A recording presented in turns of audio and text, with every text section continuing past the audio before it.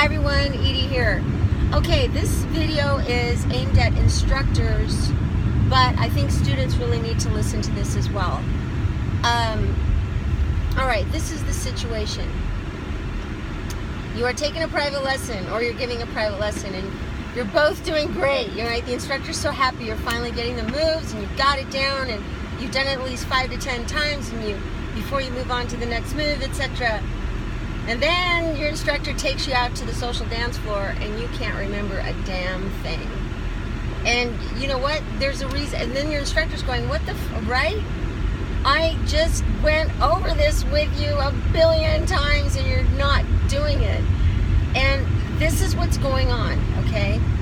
The student is intimidated as hell dancing with his instructor in the social nightclub because he knows that he or she wants you to get this, because he knows or she knows that you went over this already 50,000 times with them, and why are they still not getting it, right? And so that makes it even worse, because your student isn't focused on the move, he's focused on what you're thinking about him, right?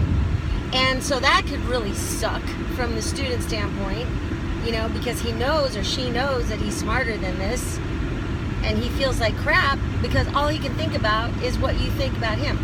Students, I want you to remember, when you're out on the dance floor, I know it's hard to say, it's easier said than done. Don't get intimidated by your instructor. I want you to focus on impressing the hell out of your instructor and focus that you are enough, okay? Because sometimes students get in their head, I'm not enough, I'm not enough. You know, women especially, they never think they're enough. You know, I'm not fat enough, I'm not skinny enough, I'm not tall enough, I'm not small enough, I'm not nice enough, I can't cook enough.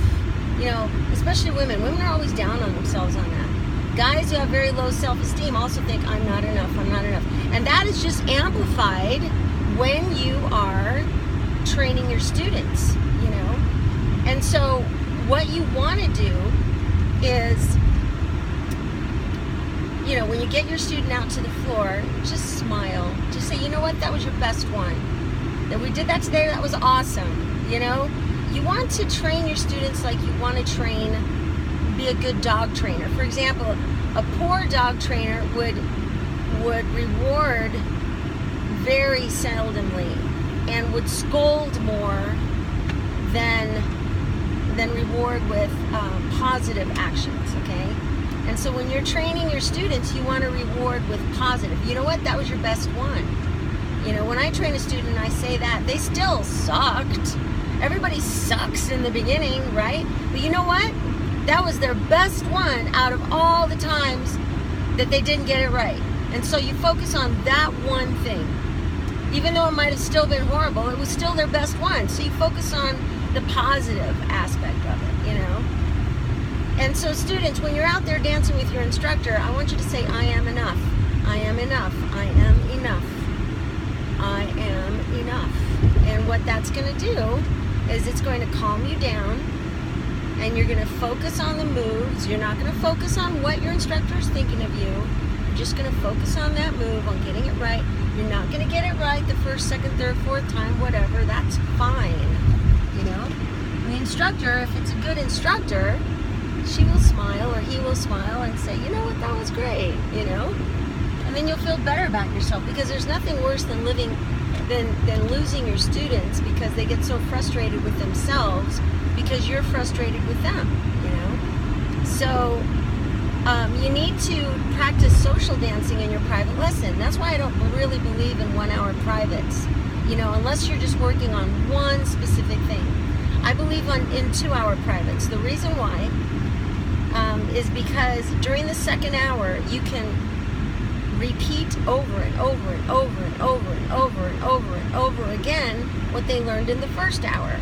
And you can put on some really hot music and make the music go, you know, choose a slow song, then a faster song, then a faster and faster, faster song, so that they understand, oh wow, okay, this is what it's like in a real nightclub, you know. Now we teach the short, long, long steps, or the long, short, long steps, where the 2 steps in between are longer than the 2 outer steps, because I don't want ladies to strike oil in the back with their heel on some guy's foot. So I don't teach going back really big, okay? Not anymore. I used to do that, and you'll see that in a few of my DVDs. God, I'm taking a huge back step, you know? I think that's LA style, where they don't care.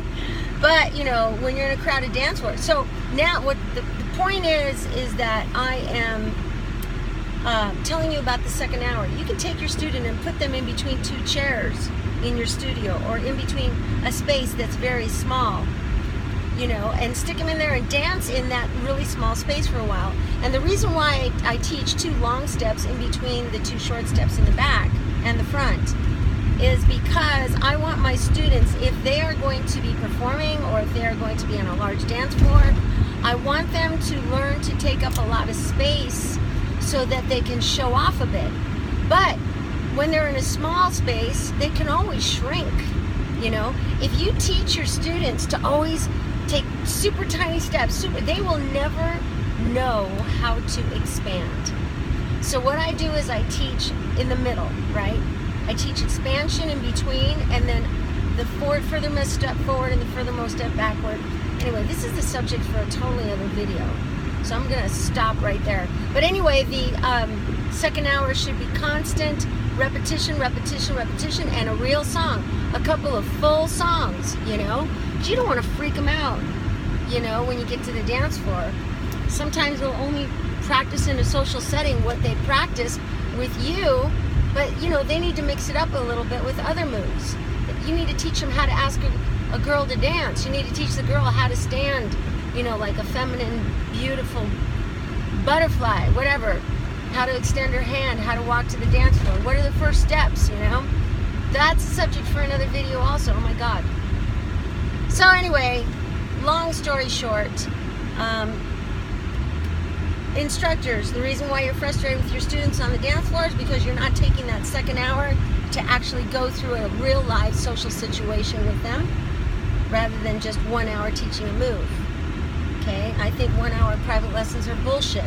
I will only do that maybe if the person has a bad leg, you know, or they have a bad back, or if they're at a congress and they only want 1 hour because they want to go take privates from somebody else or whatever.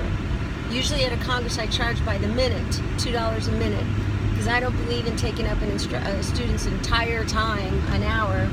I'll just do $2 a minute. But yeah, and students, you know, if you get intimidated by your instructor, just say, you know what, say to yourself, I'm enough, I am enough, I am enough.